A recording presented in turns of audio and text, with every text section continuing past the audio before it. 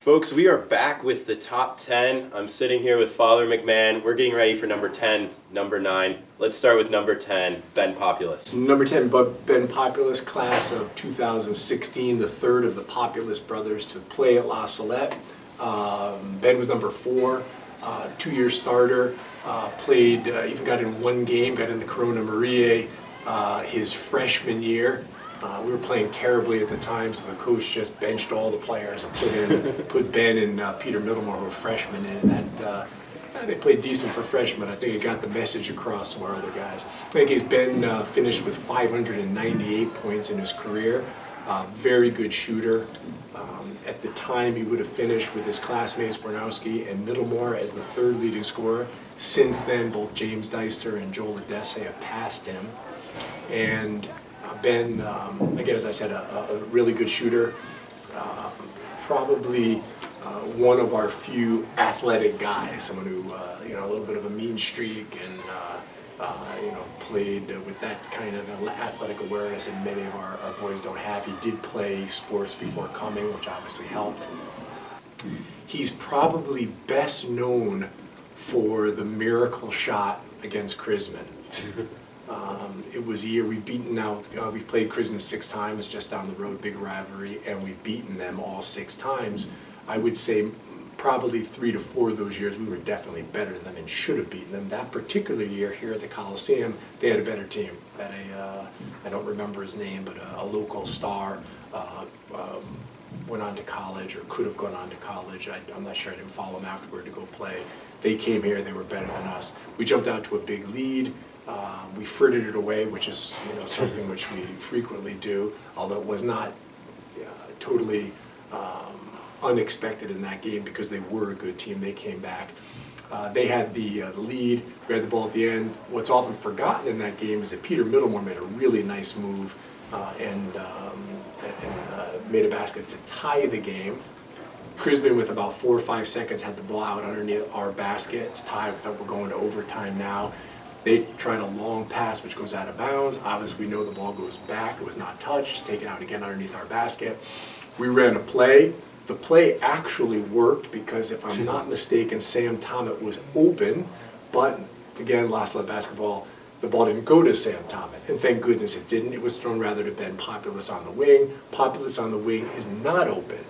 He jumps up to take just a shot. The guy's guarding him, kind of taps the ball, if I remember, and he throws something off the hip, 3-pointer, just the most ridiculous shot, which goes almost to the rafters, hits the very top of the backboard, and in it goes. La Salette at the buzzer defeats Chrisman on just a miraculous, crazy heave by Ben Populus. But I put Ben at number 12, good scorer, good athlete, good player. He's in the top 10. Definitely. And now, I guess, keeping with the tradition of having priests in the top 12 here, we go to number 9. Number 9, Father Charles Deister. Statistically, again, he's an early player, so he played in those first 2 years. And we put him at number 9. I think in a certain sense he could be number 1 simply because he's basically like the only player we had. I would say the only player who could even dribble. And even then it wasn't all that great. However, I think that given some of the big games that he played, the leadership that he provided, he was able to score, but was more of a true point guard trying to distribute. He did have Eric Populus on the team, who would have been a junior in that second year. Charles didn't play all that much. He would have been a sub, I believe, in our very first year of 05-06. Charles wore number 12. He was our captain for the 2006-2007 team. It was a momentous year in terms of some big games. I believe we went 500, which for us was probably good. It's notable that yours truly, that was my very first year coaching, and I have to say that it was a trial all around.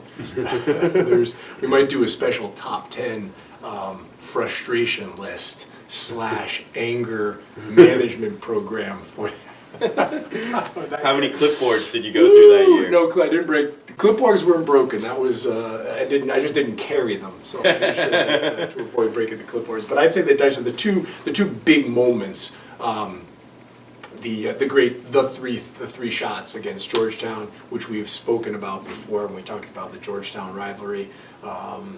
Little time on the clock, we've been ahead a whole game, and Deister is fouled with a three-pointer somewhere in the neighborhood of 10, 12 seconds, whatever it was left to go in the game. We're down by 2. He's at the line for 3, nails all 3 shots. I mean, just huge clutch.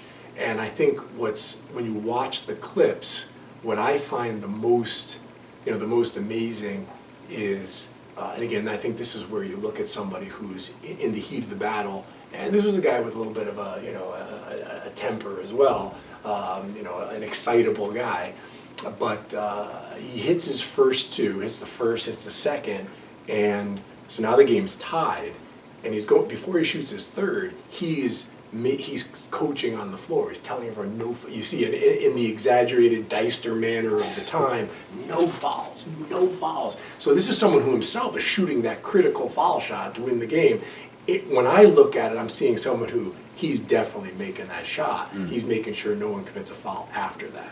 And that's what happened. They went up the court. They took a heave for 3, missed it, and we owned Georgetown for the very first time. The other game, of course, was the Corona Maria at the end of the year. Now, the first year we played St. Mary's. St. Mary's is an established program, had a basketball team for 15, 18, 20 years. We're just a ragtag bunch of guys throwing it together. No one can shoot. No, we had shooters. We've already established that with Father Carlisle, but couldn't really play very well. We beat them here. And the whole rumbling down at St. Mary's was, well, it was lucky, it was a fluke, it's not happening again. You're now coming to our gym. Well, we went down to their gym, and the Lions took care of business. And Deister was instrumental in that game as the captain, leading us to the second Corona victory down to St. Mary's. So I put Father Deister as our ninth on the top 12 list. Think that Corona Marie game is coming back anytime soon? Let's hope so. It's out of our hands. We would love it.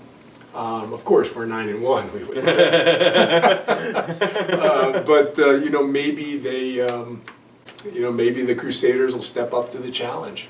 We'll see. We'll see. It's out of our control. But what I do know is the 10 times we did play them, we won 9 of them. That's lost lead history. That's a good feeling. Well, that's number 9 and 10. Thank you for joining us for this segment. We'll be back with 7 and 8 for the next basketball game. Thanks. Thank you, Thanks, Father. Jeff.